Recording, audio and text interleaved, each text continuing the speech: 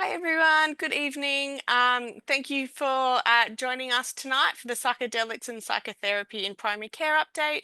My name is Lauren Thomas. I'm CPD Program Officer at Central and Eastern Sydney PHN. This session is also proudly supported by Central and Eastern Sydney Allied Health Network. Before we begin, I would just like to start by acknowledging the traditional custodians and sovereign people of the land across which we work. I recognise their continuing connection to land, water and community and pay respect to elders past, present and emerging. I would also like to extend that respect to any Aboriginal and Torres Strait Islander peoples who might be joining us tonight. Please know that this session will be recorded and will be available on our YouTube channel in the next few days. At the end of the webinar, an evaluation survey will pop up on your screens. I would really appreciate your feedback. So if you could please complete that at the end, that would be great. And so we can issue certificates of attendance. If you have any questions for our speaker tonight, please pop them into the Q&A function. The chat function has also been disabled.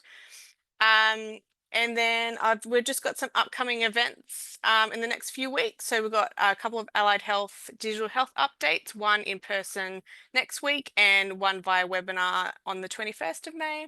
And for any pharmacists who may be joining us tonight, we also have a webinar on the Wednesday, the 28th of May. And if anyone would like to register for the cultural awareness training, please use the QR code or visit our website for our events, any further events. And then if you have any practice support queries, please contact the email at the bottom of that slide. I would now like to introduce our facilitator for tonight, Peter Walker, who is a clinical psychologist in Randwick and is a current board member of Central and Eastern Sydney Allied Health Network. Thank you, Peter. Thanks, Lauren. Before I introduce Dr. Liknaitzky, I'd like to plug the Central and Eastern Sydney Allied Health Network, or CESAHN as we call it, which is a purpose-led organisation for allied health professionals providing advocacy, connection, information and education. It's supported by the Central and Eastern Sydney Primary Health Network, and both organisations work together towards the goal of improving health outcomes of people living in the Central and Eastern region of Sydney. So if you're an allied health professional and you're interested in getting involved in putting on webinars like this and advocating for our profession in this region, I urge you to get in touch. And so I'd like to introduce our speaker tonight, Dr. Paul Liknaitzky, who is the head of the Clinical Psychedelic Lab and Senior Research Fellow in the Department of Psychiatry at Monash University. He's played a central role in establishing the field of clinical psychedelic research in Australia and is the principal investigator on a program of psychedelic trials. He leads the country's largest and most experienced group of psychedelic researchers and clinicians, is involved in numerous psychedelic studies across the country, and collaborates with many international experts and organisations in the field. And I've seen Dr. Liknaitzky present a number of times, and he's a fantastic presenter, so you're all in for a treat. So without further ado, I'd like to hand over to Dr. Liknaitzky. Thanks so much, Peter. Thanks for the invite, and thank you to everybody for tuning in of an evening and sacrificing whatever you sacrificed. For any gain, there is a loss. We all know that. I'm going to convince myself that I'm not in a room on my own, behaving in a psychotic manner. In reality, of course, I am in a room talking to myself, but I assume you're all out there, so hello. I am going to share my PowerPoint with you all. And tonight I'm just going to speak about a number of topics and kind of riff a little bit on the field and give you some sort of an update of where we're at right now. This is not a research-heavy talk. I'm not going to be showing you charts, diagrams, and delving into the depth of the research. In a sense, I'm trying to give something of a perspective of this class of treatments in general, and then hopefully I can answer some of your questions at the end. Some of my, or all my psychedelic science affiliations are there. My full-time job is leading the lab that I founded in 2020, which is focused on psychedelic therapies. And in that lab, I have the tremendous privilege to have what feels like useful and interesting work. Not always possible to get those in tandem. And I get to work alongside some fantastic human beings who are great on their tools and understand psychedelics very well and are really good human beings. So that's wonderful. We work out of the facility that we established after moving from a smaller facility about a year and a half ago, and it's a purpose-built psychedelic research environment. In addition to the trials that we run, we're involved in training, and at the end of this session, I'm going to tell you a little bit about the education program that may be of interest and relevance to you. And we're working towards establishing a center of excellence in psychedelic therapies alongside various other activities we're involved in terms of public and professional outreach, and our engagement with many of the groups working around the world in this space. I'm going to start with the most basic question. Now, it's a funny thing because when I started, speaking on the topic about a decade ago, most people really didn't even know the very basics of what a psychedelic was. Nowadays, most people know something about it, at least can say, oh, well, isn't that something that you find in magic mushrooms? Or I hear that it's used in therapy, or didn't the hippies have a crack at that? But I want to try and see if we can get a little bit more detailed about it here. Firstly, it's an umbrella term, and this umbrella is ever expanding, which means that the term becomes less meaningful over time. It's used to refer to more and more compounds that are all attempting to ride on the coattails of the promise that we've seen with a couple of compounds. But in general, these are drugs that are derived from plant and animal and fungi and synthetic sources. And a lot of people attempt to categorize these compounds or define psychedelics with respect to their molecular structure. That's useful to some degree, but I don't think it really tells us what we need to know about this class of drug. The majority of what are called the classical psychedelics are serotonergic tryptamines. They have a molecular structure that has a serotonin or serotonin-like structure within it. And almost all of the acute subjective experience, which is pretty phenomenal, is mediated via agonism of the serotonin 2A subtype. So that's also pretty phenomenal that you've got these serotonin receptors, and there's one subtype of receptor. And when you hit that receptor, you get the massive, phenomenal, wide variety of psychedelic phenomenology, everything from the way it feels, to what you see, to the visions, to the psychotherapeutic material. Then we have the phenethylamines. We have drugs like mescaline, which you would consider a classic psychedelic, and then drugs like MDMA, which you would say is a psychedelic-like compound, not a classic psychedelic. And these resemble dopamine in structure, and they hit serotonergic and dopaminergic and even other networks in the brain. And they work in different ways. MDMA, for example, floods the synapse with serotonin. But this doesn't capture all the drugs we talk about in this context, and it also doesn't explain a lot of what's happening. People then go on to describe them in other ways, bringing in compounds like ketamine, associative, talking about LSD as separate, as an ergoline. And on it goes with attempts to categorize and define. But my view is that we can do a better job of understanding what it is a psychedelic compound is with reference to the etymology of the word psychedelic. The word psychedelic comes from Humphrey Osmond on the bottom there. It came about through a ditty he coined in a sparring context with his friend Aldous Huxley, where they were trying to come up with a new name for these compounds that were referred to at the time, this is late 50s, as psychotomimetics, compounds that mimic psychosis temporarily. Now, there's some aspect of psychedelic experience which does look like psychosis, but it doesn't seem to be the majority of psychedelic experience, and it doesn't seem to mostly explain what they're doing and their clinical relevance. And so these two gentlemen were incredibly impressed by the acute effects that they experienced and by the effects they saw in patients. And Humphrey Osmond used the ditty, "To fathom hell or soar angelic, just take a pinch of psychedelic," and that was the word that stuck.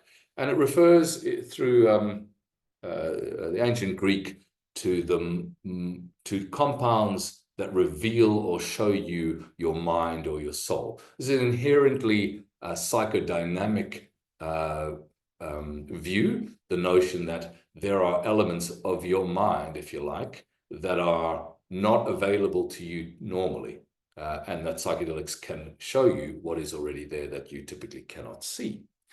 But I think we can sharpen up a little further, and here's my definition. It gets a little nerdy, but bear with me. So I would say that one way to think about a psychedelic is a drug. It's got to be a drug that can occasion profoundly non-ordinary and enduringly credible perspectives. Let me try and break that down for you. The drug can, not always, occasion it, and it depends on the dose and the context. So 25 milligrams of psilocybin, or let's say 4 or 5 grams of dried psilocybin-containing mushroom, is almost certainly going to be psychedelic for 99% of people. It doesn't matter what context you're in. You can find yourself accidentally taking psilocybin at that dose level, and you're in some alleyway not expecting anything, and what unfolds in front of you are a set of profoundly non-ordinary, enduringly credible perspectives. However, something like MDMA, not so. You really need a particular kind of context in order to have a higher probability of something that resembles psychedelic. If you just take MDMA and you go out with your friends and you jump up and down listening to great music, you're probably not going to have, these enduringly authoritative new perspectives on your life or your situation. But you might have a great time, or a bad one, depending on, your safety. What do I mean by profoundly non-ordinary? Well, this refers to the altered state of consciousness. This is what's inherently happening here. This is a very complex philosophical topic to get into, and I won't get into it now, other than to say something very basic here, which is that any altered state of consciousness implies that the backdrop to your reflective awareness, the kind of what philosophers call implicit subjectivity, gets modified. We're not typically aware of any backdrop to consciousness. We're always aware of our reflective consciousness, if anything.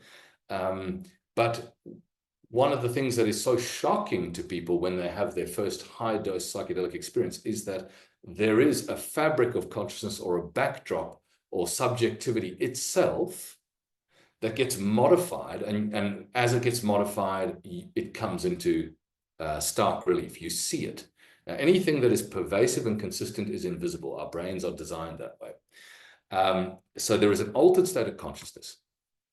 What do I mean by enduringly credible here with respect to perspectives? That is that people will describe very often that even though they're aware that they're under the influence of a drug, and even though they're aware that the walls are not really bending and then there aren't actually, halos around their fingers or anything like that, nonetheless, they are often still having a new perspective or insight or experience about themselves or the history or the world that they feel to be a better representation of reality than ordinary awareness. And that often lasts over weeks, months, or years of the lifetime. People will say things like, "It was like waking up out of the dream of my life," or "I've never been as sober before." Now, we can argue about this forever, whether these are kind of, comforting delusions or whether actually genuine knowledge is conferred here. But what we see in a therapeutic context is a huge amount of utility, and we see a huge amount of, new perspective taking that makes a whole lot of sense for the clinicians involved.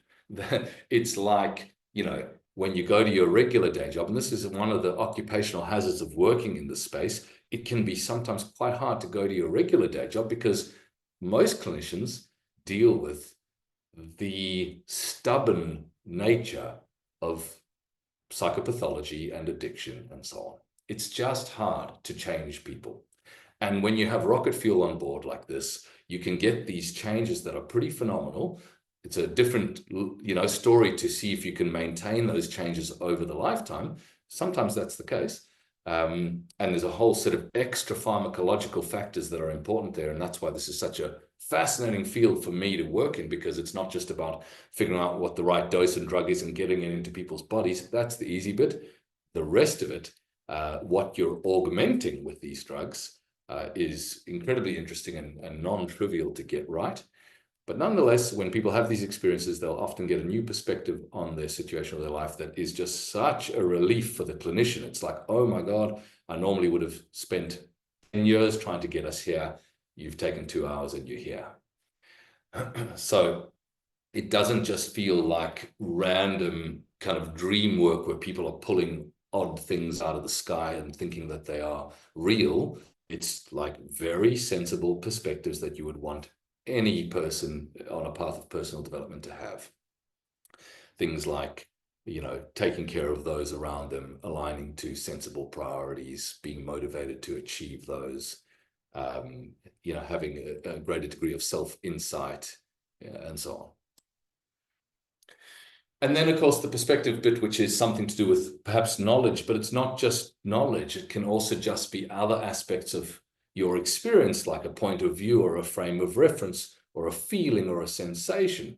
So some people will say, I'll give you an example of a direct quote from a trial participant on a trial for smoking cessation. I'm not going to remember the direct quote verbatim, but this participant said something about realizing that it was more important for him to stay alive and be there as a dad for his daughter than it was to smoke. And he was, a very heavy smoker and at high risk of cancer. Now, that person wasn't learning that smoking was bad for them for the first time. That information was always there. It was an alignment with values that came through emotion.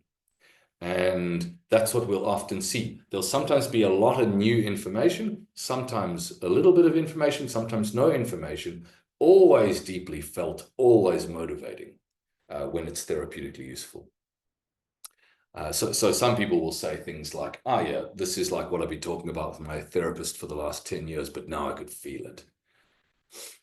So I'm going to do a little sidebar, and I hope that kind of makes sense to some degree when I'm talking about psychedelics. I'm really trying to say psychedelics are these drugs that do these special things. Now, we have this funny kind of norm in the field now, because the umbrella has expanded to include ketamine and iboga and salvia and MDMA and all these other drugs that are all considered to be psychedelics. Now we say classical psychedelics to refer to drugs like psilocybin and LSD. And then we say psychedelics to refer to, just all of them. And I think that's not ideal. I would say that specifying classical psychedelics is a little bit like specifying liquid water to refer only to the wet type and not to the ice and steam. So I want to slightly tongue-in-cheek here introduce my new term, psychedelic. And this term is defined as a drug that less reliably or in a more context-dependent manner occasions effects overlapping with those of classical psychedelics, typically also alongside other effects. So that would be a drug like MDMA. Now, MDMA can be, we've got a trial at the moment nearing the end where we're using MDMA-assisted therapy in the treatment of post-traumatic stress disorder, specifically in military veterans and first responders. And we've had I do all the qualitative interviews at the end of that trial. So I'm interviewing all the participants, a couple of months and then 6 months after they finished, trying to learn about their experience and how to improve the treatment model and so on. And I've been just blown away from their accounts and also from the clinicians who report to me about how intensely psychedelic these MDMA sessions can be. On a few occasions, just resembling LSD or psilocybin, phenomenal visions and hallucinations and these profound, what are called mystical experiences, these kind of deep insights into, fundamental building blocks of consciousness or the universe or whatever you like. But in many cases, MDMA is doing something quite different. It's allowing people to tolerate aversive experience and kind of tolerate an aversive memory or an aversive sensation, and through that toleration able to explore that, not only through the exposure paradigm, but that's definitely part of it. There's definitely a kind of fear extinction that unfolds, and sometimes when MDMA therapy works incredibly well, you can see a phenomenal fear extinction on, at high speed, where people go back to this kind of traumatic memory and really shift the trigger. But also just in the context of a widened aperture that isn't so constrained by anxiety, that people can explore in that context, explore their own needs, explore different perspectives, explore, empathy for others, and through that process, often, releasing a lot of the pathology. One of the, if you look into kind of theories of pathology, psychopathology, there are a few kind of fundamental or primary constructs that people will argue are kind of, at the center of many psychopathologies. You couldn't put them necessarily all under one roof, but one kind of critical driver of psychopathology, particularly addictions, anxieties, and depression, is avoidance. And it's like the avoidant response to some aversive trigger may constitute the vast majority of the pathology. And under psychedelics, one of the things that seems to be happening is that people learn through exposure, or maybe a dress rehearsal of their own death, or some kind of relaxation of their worldview or their anxiety. They learn to not avoid experiences so much. And our whole therapeutic approach is about non-avoidance, because non-avoidance is the kind of master virtue for having a useful psychedelic experience. And as it turns out, it seems to be pretty important for coming out of your pathology in the longer term as well. So what's all the excitement about? I did say I wouldn't show you graphs. I think I'll just show you a few, but these are for illustrative purposes. So clearly, most of us would be aware that there's a lot of, a lot of activity around the psychedelic space. And again, not long ago, really, most people, even in the mental health care sector, hadn't heard much about psychedelics, if anything. Now, you read about it, you see it in docos, you see articles, you hear people talking about it, and so on. And so what is all the excitement about? Well, I would argue there are at least a number of factors, quite distinct factors, that are driving this excitement. I will just say right from the outset, I'm excited about psychedelics, in part because I see close up that this looks like one of the sharpest tools in the psychiatric toolkit, maybe the sharpest. But being a sharp tool also means it's got its dangers and its liabilities, and these extra pharmacological factors are complex to get right. But I also am not taken by the hype. There is a lot of hype in this space, and hype and stigma are really of a piece. They are both just a situation in which you lose touch with reality. And so we need to really follow data. We need to be close with patients. We need to understand what the outcomes are, so that we can serve the people that this is all for, this at least medical aspect of psychedelics is for. And so that's just my kind of, context that I come at this with. Even though I can see that there's a lot to be excited about, I can see it's actually quite complex. And there's some varieties of excitement here that are just unhelpful. So the first thing that I think is leading to excitement are these effect sizes. We've seen across a wide range of psychiatric and addiction conditions, large clinical benefit, usually after treatment programs that look like sometimes 1, usually 2, sometimes 3 dosing days. And typically a small package of therapy, although in some trials there's quite a large package of therapy. You can see that, say, the MDMA PTSD studies had very large clinical effects following 3 dosing sessions and 12 psychotherapy over a 3-month period. You can see the New York Uni study, psilocybin-assisted therapy for alcohol use disorder. They actually had quite a substantive motivational interviewing program after the 2 psilocybin sessions. All of these trials, either in the entirety of the therapy package or in part of the therapy package, have something that we refer to as the setting protocol, which comes from basic work done in the 50s and 60s, and that in turn were, some of those were lessons learned from, indigenous practitioners prior to that, from Mexico and the Amazon. And these are a lot of the elements of the setting protocol resemble either, general change mechanisms that we think of in psychotherapy, or some kind of critical factors that are relevant to dosing safely and usefully. They're not, most of them are not arbitrary or school specific. It's like, if you don't do that thing, you're probably going to run into trouble. For example, I was talking about non-avoidance before. We really have to, the master virtue of the preparation phase prior to the first dosing day is conferring a high degree of trust in the patient who we're treating. That's trust in your own mind, trust in the drug, trust in the therapist, trust in the context and the ethics of everything. Because we know that if people come into it with a high degree of suspicion or paranoia or elements of of their situation kept secret, that things can go awry pretty quickly as people's kind of defenses fall down. So this is the first thing. I think we see big effect sizes, and they are indeed impressive.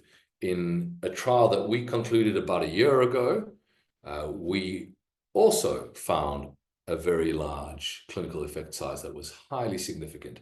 This was, at the time, the world's 4th largest psilocybin study, where we treated 73 participants with severe generalized anxiety disorder. It was also a world first study in the treatment of any primary anxiety condition, and we combined psilocybin with the setting protocol, 2 dosing sessions, and over the course of 2 months with therapy, compared to an active placebo condition. It was diphenhydramine, a compound that we utilized alongside therapy. As a sidebar, the attempt to mask the effects of these high-dose psychedelic drugs is fraught, and almost everybody guessed their condition correctly, and almost all the therapists guessed their condition correctly. In my view, I think high-dose psychedelic trials should do away with placebo control. Although none of the regulators agree, and they continue to insist on it, the masking rates are almost at 0. Of course, when you do a randomized control trial, you're not only controlling for expectancy, which is what the placebo does, you're controlling for all the other factors, that you're getting therapy and that you're engaged in a trial, and people are looking after you, and the randomization takes care, if your sample size is large enough, takes care of all the other things that no one is controlling or measuring. So there's a lot of value in randomizing. There's a lot of value in a comparison. My view is that we should just move toward what we call comparative efficacy studies, where we compare to a reasonable frontline treatment, evidence-based treatment. Like in our case, in this trial, I think it would have been better to do something like an SSRI alongside CBT balanced for visit number or something like that. It's also what the payer, like a Medicare or insurer, wants to see. They want to see, like, how does this new treatment compare to the one I'm paying for? But that aside, that's a big story and a big bugbear of mine, and something that we're kind of working on. But we, also conducted this study and found it was a very exciting and moving and big project. And we also found these incredibly promising results. This trial was also the safest psilocybin trial in the modern era, with no serious adverse events and no severe adverse events. there were other things about it that were fantastic, and I'll show you a link to a documentary that you can watch that tracks some brave souls on that project. The other reason why I think people are excited about the field is because the safety is good. Perhaps the main safety concern is encapsulated by that quote: "It's all fun and games until somebody loses an eye." That is, it's psychological safety that we need to be most concerned about. Though we do have a rigorous screening process, and we are screening out all kinds of potential contraindications. But these classical psychedelics, and there I go using the term despite my better judgment, these are physiologically safe in the absence of things like cardiovascular disease, and they've got very low abuse potential. So this, I don't know if any of you are familiar with the scheduling definitions. In the US, these are Schedule 1 drugs, and part of the Schedule 1 definition is high potential for abuse. That's part of their definition. And in fact, these are like anti-addiction drugs, not only for themselves. I mean, firstly, most people after a high-dose psychedelic do not want to go near a high-dose psychedelic for a little while at least. It's like, phew, I need a break. I need to digest that. That was big. Secondly, if you happen to be the kind of person who uses these drugs, wants to use these drugs often, which is very, very rare, the habituation in your brain is rapid. So if you dose up with psilocybin and then you try to do it again tomorrow and you try to do it again the next day, on your third day, you are bottoming out effects. By the end of the first week, you get almost nothing. So even if you up your dose, you just can't keep taking these often. And also there's all kinds of, there's animal studies where, mice that are administered these drugs do not self-administer more than once, once and done. So they have very low abuse potential, and they tend to decrease the addictive behavior for other drugs.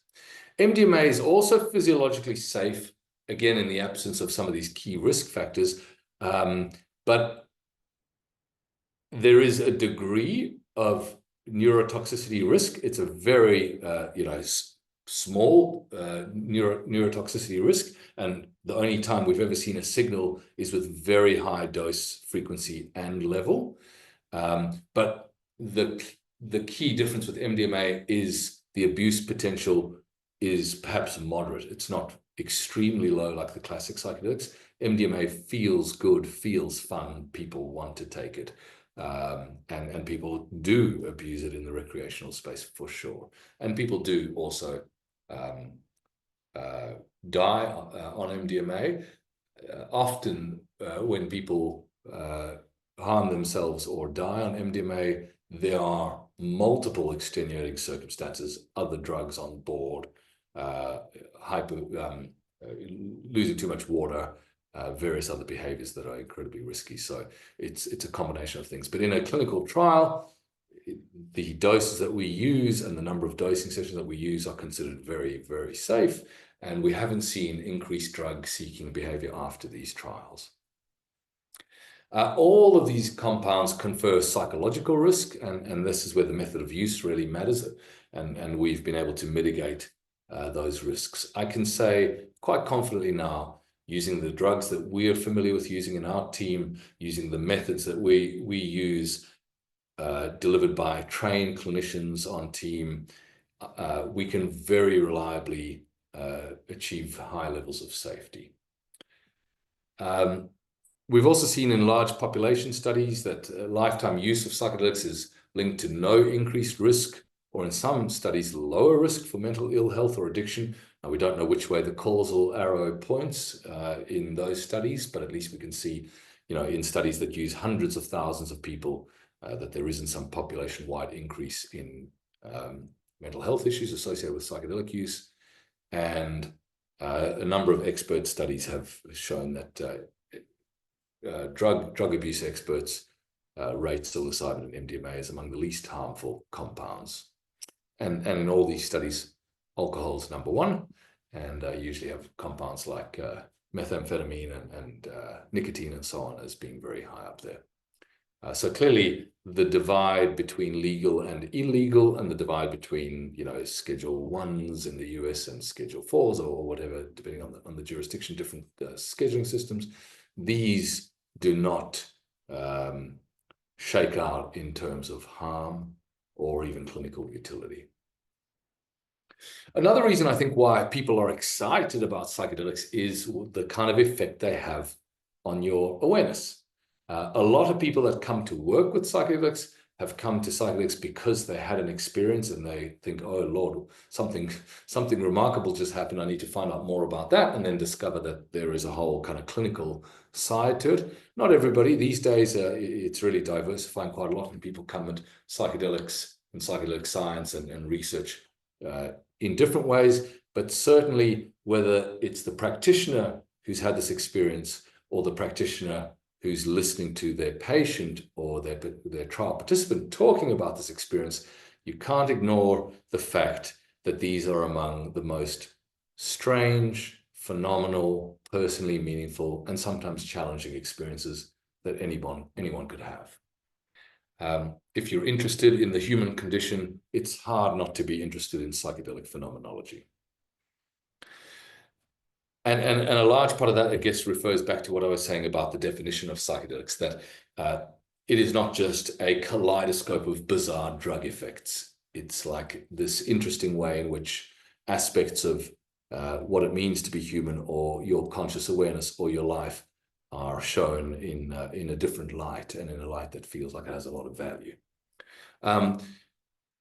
The aspects of psychedelic experience that seem to garner the most interest, both in terms of, you know, its clinical utility and its the kind of, you know, potential effects on flourishing, and also our concerns about some of the risks, are in the green there, sometimes referred to as mystical type experience. And these can involve, you know, biographic type insights, but they can involve other kinds of insights too, and kind of, you know, these remarkable, personally profound experiences that seem to have this enduring authority over time. And part of our work is exploring some of the potential risk or dark side, if you like, to these profound so-called mystical type experience, and potentially mitigating some of the dark side.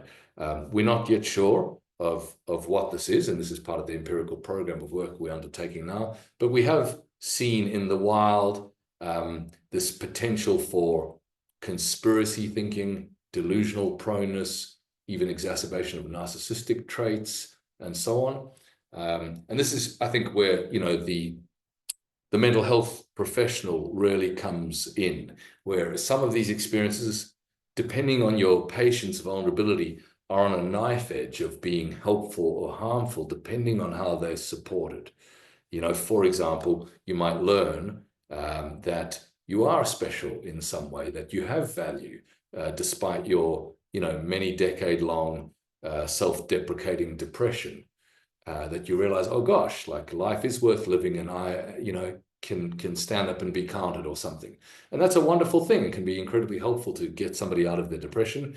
But then it's a hop, skip, and a jump to the perspective that you are truly special with a capital S. In fact, you are the only one who's here who can do the thing that you need to do, and you need to ignore the haters and charge on ahead and save the world. And so these are the fine lines that we walk in this line of work, because at least for a period of time, things are quite intense and exaggerated, if you like, during psychedelic experience and its few days afterwards. Here's a graph from an early study showing, again, just another portrayal of the personal profundity, where, you know, some large proportion of people are saying it's in the top 10, top 5, or single most personally meaningful experience of my life. Another reason I think people are excited about this is that it is a kind of gateway experience to questioning fundamental aspects of reality. Now, this makes it controversial as well, of course, because it can kind of open the door on spirituality and religiosity and at the dark end of the spectrum, cultish behavior and cultish vulnerability. But for a lot of people, this feels like part of their therapeutic process.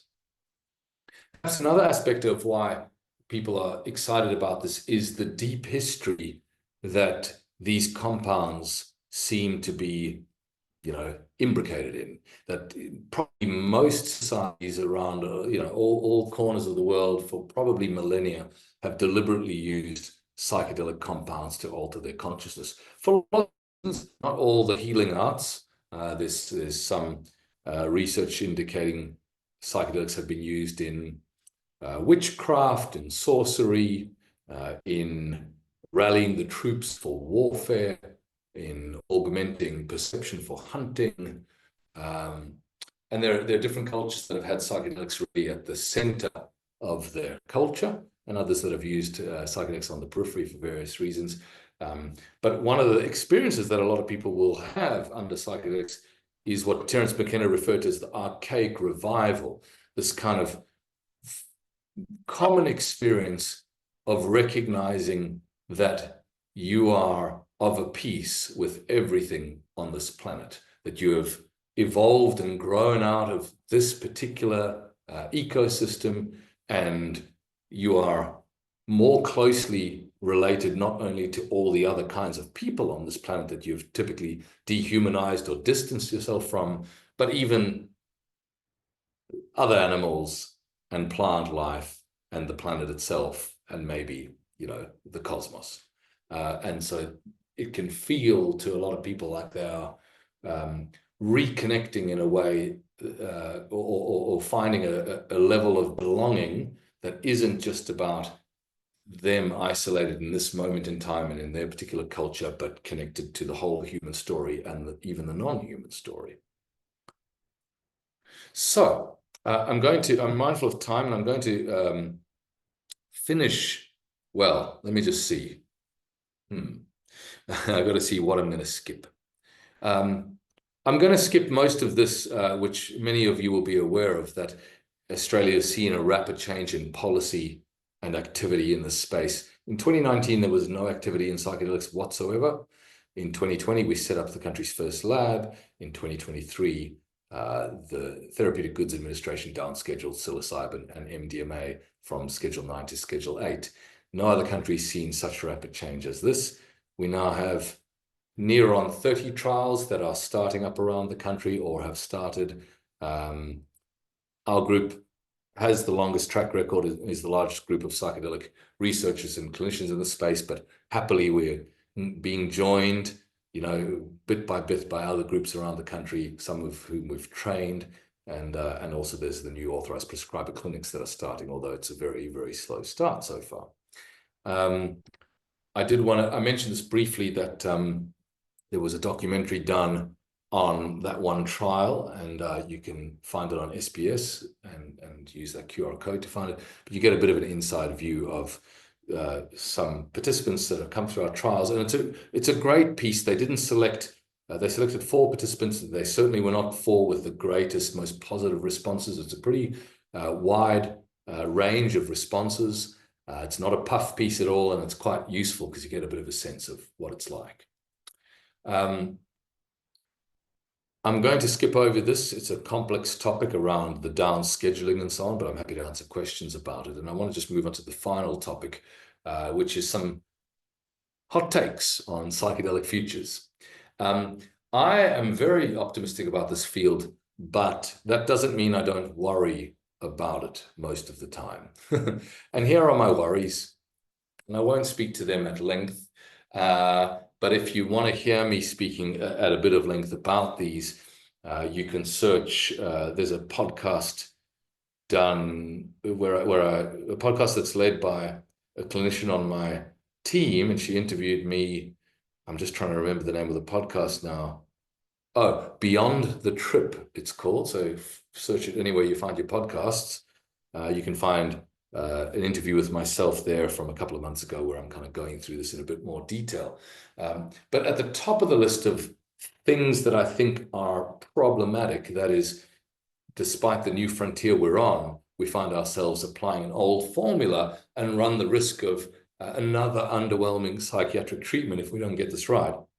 The top of that list is what I call the pharmacocentric trap, this idea that primarily what's happening is a drug treatment, and we should downplay or de-emphasize the therapy and the therapists and their therapist training and so on, invoking a kind of passive approach that the client or the patient takes, getting rid of this epiphenomenon called psychedelic experience as though that we're not intimately tied with outcomes, and working with regulators to commercialize a product whereby you can keep your customer.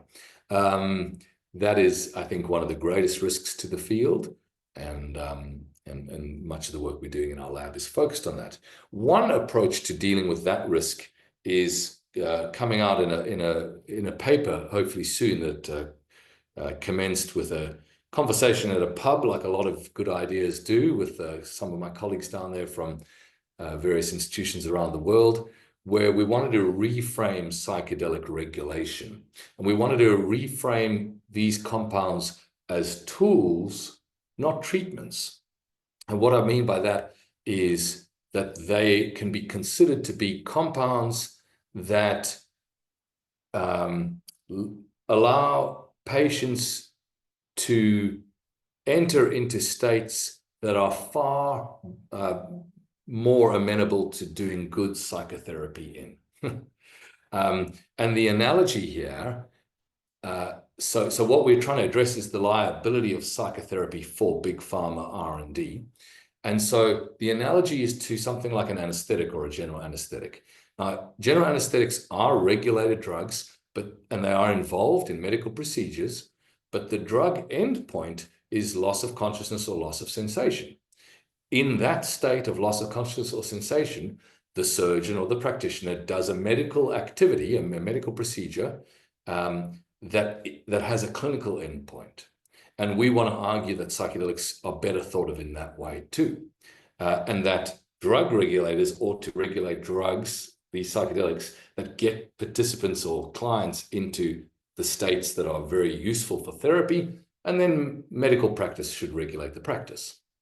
Now, what are these therapeutic states as endpoints? They're difficult to define, but they are solvable. We can operationalize these. For example, something like MDMA, a very plain way of saying it would be something like emotional openness or the capacity to tolerate distress.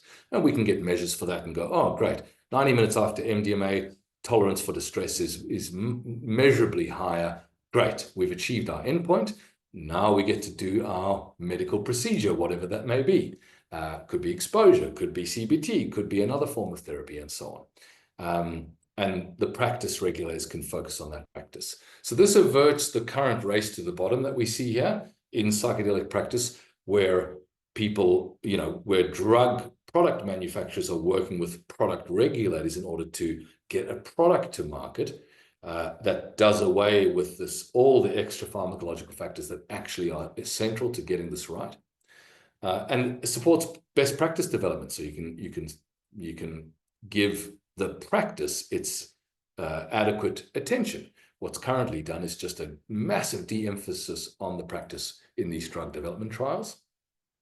And of course, if you want to sell this idea to a pharma company, well, you dramatically expand your quote-unquote addressable market, because of course, getting people into therapeutic states is useful across a large range of therapeutic conditions.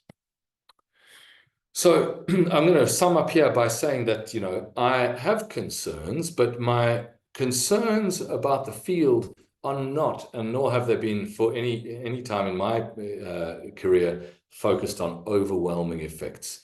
The notion of psychedelics, changing, some high proportion of people's beliefs and making people overly religious or culty, or making people, behave in unsafe ways, or, inducing psychosis or whatever, staring into the sun until you're blind. These are, some of these are fallacies, and some of these are incredibly low frequency risks. I'm much more concerned about the underwhelming effects that we might find ourselves with another pharmacotherapy that gives people a little bit of an opening into something special without adequate support, and that window of opportunity closes down in a week or two after the so-called afterglow phase closes, and we miss the opportunity to use that impressive leg up to make the real changes in people's behavior and cognition and affect and so on. So the field is expanding. There's a lot going on all over the world and in our lab as well. We've got a lot coming down the line. This year is very busy. And it's a very exciting time to be working in this space for sure. But I always feel that on the one hand, we're working with this unbelievably sublime potential, and there are so many babies in the bathwater that can be thrown out along the way, and I'm mindful of that. Now, final thing I need to say, I just realized I have one shameless plug, and that is relevant, hopefully, to many of you. We commenced our education program earlier this year, and you can find out more about it at that URL.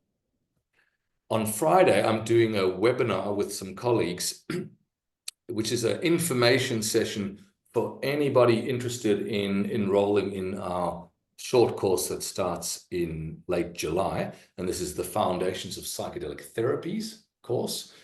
This semester, we commenced with psychedelic science. And in 2026, we will commence with our 2 training units, psychedelic therapist training units. But the short course 2 provides a fully online asynchronous 12-week program, which gives a fantastic overview of psychedelic therapies, led by some people from some great clinicians and trainers in my lab, and also leading figures in this space from all over the world. And it's not just for clinicians or mental health care workers, it's for anybody with an undergraduate or similar degree.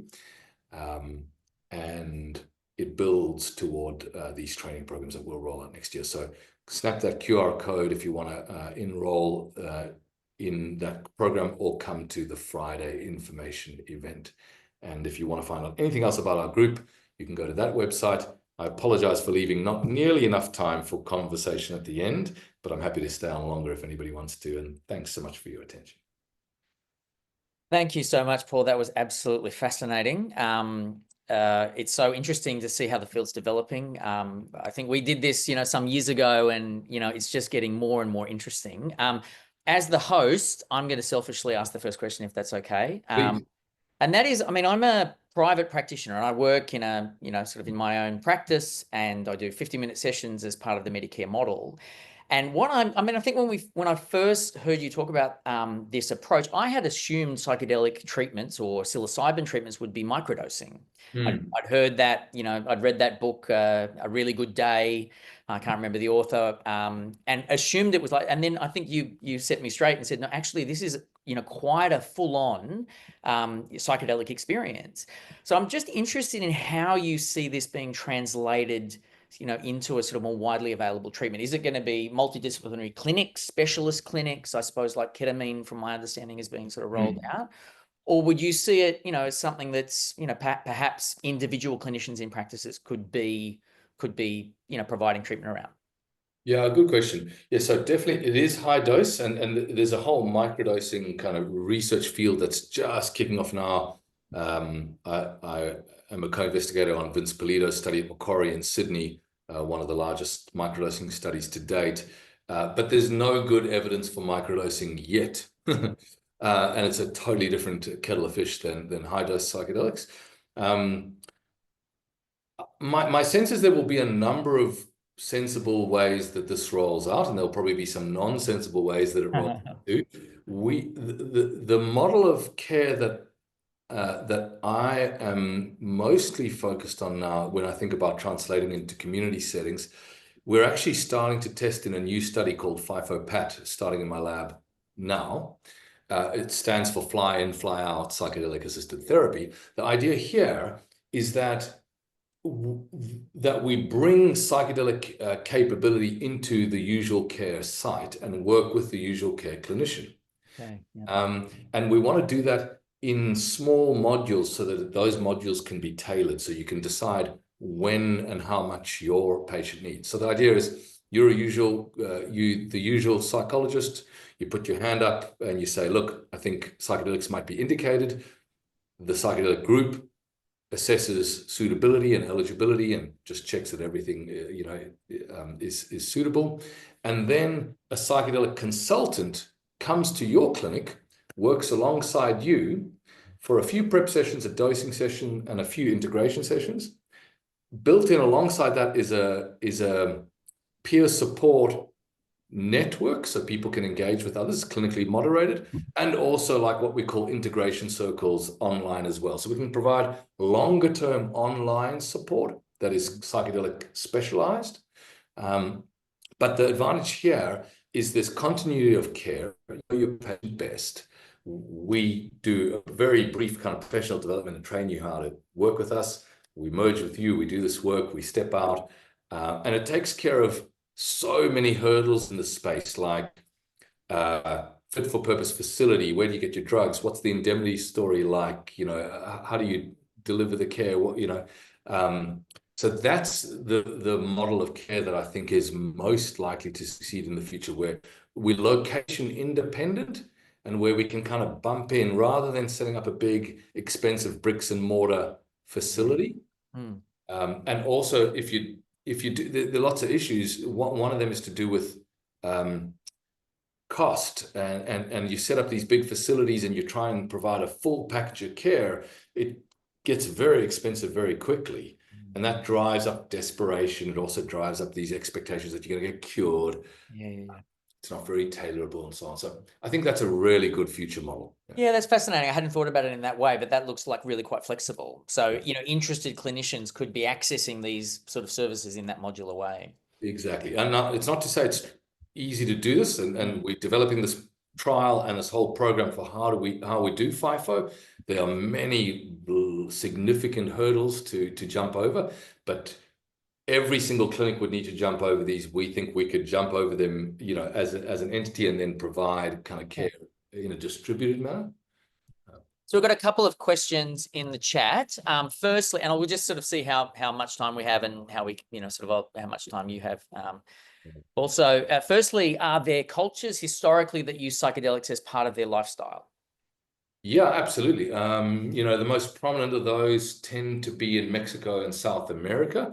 Some of those are old cultures. Some of them are kind of syncretic. One example is the Santo Daime Church. It's a kind of syncretic church combining Amazonian shamanism with Christianity, and they drink ayahuasca. They started as young as 7 years of age, drinking small doses of ayahuasca, and they have these kind of Christian-like church ceremonies, and it's absolutely central to their culture. And I'll make this the last question before I hand over back to Lauren. What do you think can be done to make the treatment more affordable? Yeah, it's a great question and a common one. I think there are things that we can do to make the treatment cheaper, but I think the main place to focus is on reimbursement. My view is that even if we can reduce costs in some ways, and we probably can, we'll get cheaper drug manufacture. That's not the main cost. We'll probably work on models of care that don't have as much clinical time, maybe more online support and so on, not two therapists in the room all the time and so on. But my view is that efficacious psychedelic therapy is likely to always be expensive, but it's not off the charts expensive. Medicare and insurers are covering incredibly expensive procedures all the time. What matters is if it's cost effective. And so, my view is that in the same breath as bringing down some of these costs, we need to do solid cost effectiveness analyses, which is one of the projects that I'm hoping to kick off soon, where we gather the data in the language that Medicare and insurers like to see. And if we do a fantastic job of it, and we're showing positive signals out to multiple years, if it is indeed good bang for buck and saves the payer money, then that's the ticket. And what we're already seeing is the beginnings of that. We see a couple of insurers coming on to fund psychedelics. We've also now seen the Department of Veterans Affairs indicating that they are opening their pipeline for MDMA therapy. So anyone who's got veteran clients, get them to put their hand up for psychedelic therapy. The DVA will start covering it probably in a couple of months. Wow. Yeah, and so, but all of that depends on us doing a fantastic job. Safety has to be high and durable efficacy needs to be high. I think we can do it, but I don't think we'll do it by, throwing out, the therapy and the good therapist training and all the things that we've learned over now many, many decades. Yeah.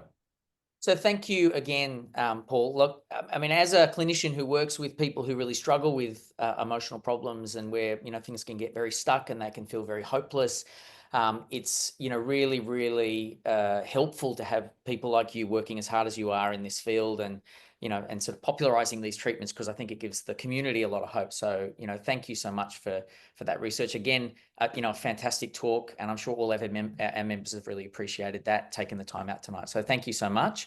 And I'll hand back to Lauren to just sort of finish up the housekeeping. Thanks, Peter. Appreciate it. Thanks to everybody for your attention. And I'll see some of you online at this Friday, where you'll get some early bird discount codes, but you got to be there.